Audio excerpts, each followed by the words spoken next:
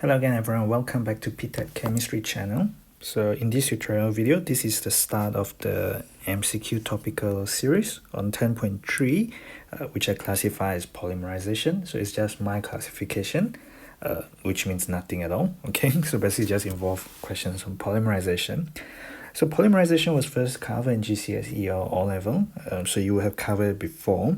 In AS level, we talk about specifically addition polymerization, and then it will be carried forward and more detail into condensation polymerization in the A2 curriculum. So there's in your year 13 or your upper 6th year, yeah? So here we have chloroethene, so that gives you the polyvinyl chlorine. So that is the short name for PVC that is used to make piping, like those plastic pipes. Okay, so they're made from PVC material, and your monomer is basically chloroethene, also known as vinyl chlorine, or you can call that chloroethene. Okay, so when you polymerize it, you will get carbon-carbon. You will get the H and the H. I've just drawn the skeletal, so there's two hydrogen there because carbon form 4 bond. They show the 2 carbon bonded to carbon, so there's 2 carbon hydrogen which are not shown. And then I have a H and I have a Cl. Carbon form 4 bond. I have done addition reaction, so there's no more double bond. Carbon here only form 3 bond. Okay, each carbon there only form 3 bond because it's part of the polymeric chain, so don't forget to extend the chain. This is one repeat unit, yeah? There are no other materials being formed because this is addition polymerization. Everything gets added together. You don't form any byproduct, unlike condensation polymerization, which you have covered in O-level GCSE, all right? So how does the carbon-carbon bond compare, all right? So we can see that this is single. Okay, so this is double. So the double bond is definitely stronger, and it's also shorter because stronger bonds are shorter than the single carbon-carbon bond, all right? So in PVC, your bond, it's carbon-carbon double bond. In PVC, that is in the polymer. So your polymer will have longer bond. Okay, so you need to read carefully. In the polymer, in PVC, which is your polymer, your carbon-carbon bond will be longer and it will be weaker. All right, so it's a carbon-carbon single bond instead of carbon-carbon double bond. So in this question 2 is asking why PVC is separated from any waste that's to be incinerated. So incineration is that that thing where they burn whatever that goes in. So that's how they dispose of garbage that are not biodegradable. Yeah, okay. So we know that it is not biodegradable because all it has is just carbon-carbon, CH and CCl. So those are quite strong bonds to break, and they don't hydrolyze because they are not ester or they are not amide. Okay. And they do not burn easily, that's true, okay, but you can definitely burn them, okay, but it's asking specifically why do you remove it, not a factual question. So they do not burn easily, just like all polymers, okay, but it's mainly due to the release of hydrogen chloride, which are really toxic gases, okay. It's an acidic gas and it's really bad for you, right? So we talked about in the previous question that this is the polymer that contains the vinyl chlorine. The vinyl chlorine being that, you could also call it chloroethene, and this is the polymer that you get. So the carbon and hydrogen, they can get oxidized to give you CO2 and H2O upon combustion, depending on how much oxygen there is. And of course, once the CCl breaks under the high temperature, it's all going to, to react or whatsoever, and then most likely it'll give you these harmful gases. That's why you need to separate them, all right? So in this question part 3, they say that it's a structure of a possible polymer. I hope you can see that this is a repeat unit. Well, if I show it like that, okay, you can also pick that one is the same, or that one is the same, that one is the same, really. So I hope you can see that when you have the carbon-carbon double bond there, then you wouldn't have the polymeric chain. What you will have is you will have OH like that. Remember, when you have carbon-carbon double bond, the monomer, we show the trigonal planar geometry because you already learned that in valence shell electron pair repulsion under structure and bonding. You also know it's carbon sp2 when it's alkene chemistry.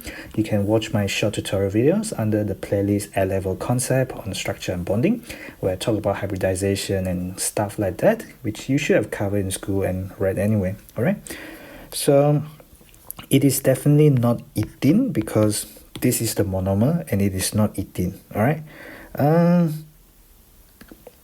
what you could think about is that you do not form the monomer from here. You could think about it. Okay, so they are really asking you what could happen. Okay, so maybe I shouldn't be quick to judge. Okay, let's work through it. So what happens when you polymerize ethene and then hydrate? Okay, once you polymerize ethene, this is what you get.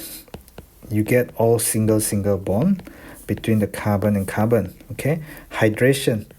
You cannot add any more OH or H because there's no more carbon-carbon double bond. So A is definitely wrong.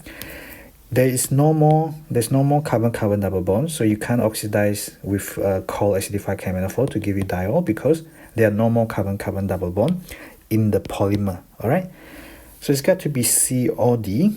So if we think about COD, we have 1,2-dichloroethane, so like 1,2-dichloroethane like that. Could be cis or could be trans. I've just drawn the trans. Does not matter because they are all going to be single bond anyway. Does it matter if I have the chlorine on one side? Does not matter because this is a single bond. You can rotate freely about a single bond. You gotta appreciate that you can rotate freely about single bond. Yeah. So the CO could be there or there. All right. So if I have that and then I hydrolyze it. Hydrolysis means you use OH minus to replace the halogen atom. So you could get H and OH and OH, like H like that. And that is indeed what you want in here. Yes, all the OH are on the same side. I've drawn the OH on the other side deliberately because I want you to see that you can rotate about a single bond. Okay, why do you get cis and trans? Well, because you cannot rotate about double bond. Alright, but a single bond you don't get cis and trans because you can rotate about the single bond and they are exactly the same as whatever is given in the question. So C is the best option here. And why is D incorrect? Again, for the same reason. When you polymerize 1,2-dichloroethene, you have no more carbon-carbon double bond. How can you oxidize with this dilute acidified KMnO4? Yeah? Okay, so that's just your sensible alkene chemistry. So next question, this is about a dichloroethene. It's a 1,1, so you gotta get the name correct. So it's a ethene, it's a 1,1-dichloro, so there are two chlorine, they are on the same carbon, okay? And it's a ethene, alright? So which sequence appear in a short length? So it's not just the repeat unit, it's what is the short length, okay? So if we draw out at least two repeat unit, I hope you can see what's going on. The polymeric chain means the carbon has to form 4 bonds, 1, 2, 3, 4. Okay, so this is what could happen, right? So usually in books, this is what you will see, right? Blah, blah, blah. You see that? That is a regular, this is a regular order. But what else could happen?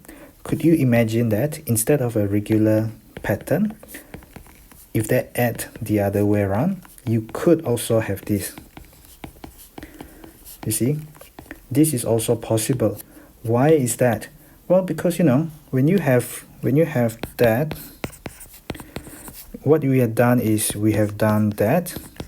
You know, something attacks that, that attacks that, that attacks something. That could give you this because regular pattern. But it's an addition reaction. So I hope you can also appreciate that, you know, can your molecules move around? Of course your molecules can move around. Can they add in this manner? Of course they can add in this manner, you know.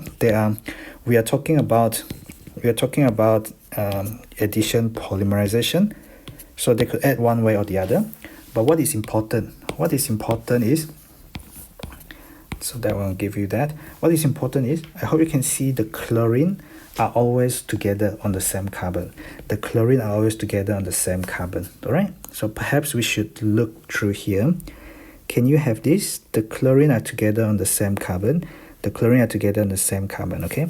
I hope you can see here the CHCl, the chlorine on different carbon. So that's the trick to this question. When you have a 1,1 dichloroethene, they can add either way, but the chlorine is always on the same carbon. This could very well be the last 10 questions where they ask you on possible isomers, choose from the different statements, so you gotta think about it, yeah? So here you can see the chlorine is on different carbon. The chlorine is on different carbon. I can cross out B. How about the other one? Okay, so here this is wrong because no hydrogen. Do you see where is the hydrogen? You're supposed to have CH2. It's not ClCl. It's a dichloroethene. It's 2 chlorine on one carbon and 2 hydrogen on the other carbon. So C is out again. And I hope you can see here you have a CHCl. Okay, cannot happen. You do not have a CHCl because when you have the 1,1 dichloroethene, the ClCl are always together on the one carbon. You do not ever have a hydrogen and chlorine on the same carbon. That's why you can cross out D, and A must be the only answer by elimination, okay? I think they have shown you CH2, CCl2. They've shown you the regular pattern, but I've seen it in the last 10 kind of questions. This is entirely possible because of the different way you can do addition polymerization. Just remember your molecule can move around, okay? So you can add one way or the other, especially when these are unsymmetrical, all right? So this is the question number 5. This is the last question in this short tutorial video. What is this asking? So one of the characteristics of addition polymerization is that the empirical formula and its monomer are the same. I don't know if you're aware of that, and they can ask you explain. Well, when you think about it, there's no other byproduct. It's just n number of monomer give you the polymer with a repeat unit of n something, right? Carbon from 4 bond. So there's no other byproduct. Therefore, because this is a multiple of n, and it is n times the monomer, the empirical formula is going to be the same because the simplest ratio of the atoms, okay, in the compound is going to be the same as that of the monomer. There's no other byproduct. This is addition polymerization. They always ask you to compare and contrast in O-level or GCSE polymerization with condensation polymerization, yeah? So if you have this addition polymer, from which monomer could this addition polymer be obtained? Well, I hope you can see the repeat unit is going to be CH2CH CO2H. I hope you can see that it gets repeated there again. Yeah, okay, so I could draw a repeat unit there again. So there is my double bond there, there's my double bond. So if I draw it out like that, just as per the question, so I will get CO2H like that. So if I convert that into structural, which you should be very good at drawing display, structural, skeletal formula, that kind of thing, yeah? It's going to be CH2, CH, CO2H. If you write it in reverse, it will be H2O C. There's the carboxylic acid. It's bonded to a CH, double bond, CH2. I can choose to show the double bond, or without the double bond, what will I do? CH2. I can choose to show the double bond if I want to, but sometimes people don't show the double bond. So here there is no double bond. You can tell there is no alkene there because this is a CHOH and that's entirely wrong. This is a CH2CH2, so no carbon-carbon double bond there. So between C and D, you can tell that D is incorrect because you have a CH2 on one side. Okay, here you don't have CH2, you have a CH and CO2H, you have a CH and a CO2H, okay? The only correct answer will have be C. Okay, so this is the end of this short tutorial video on polymerization, just 5 questions. So I'll catch my other videos and drop some comments if there are specific things that you could understand or you think I made a mistake. Just give a shout out, okay? I'm not perfect, okay? I might make a mistake here and there after going through a lot of questions. And yeah, just let me know. Please subscribe if you haven't, and then share the channel with your friends and your relatives, your colleagues, your students, or whoever you think might benefit from these videos, okay? Thank you for watching.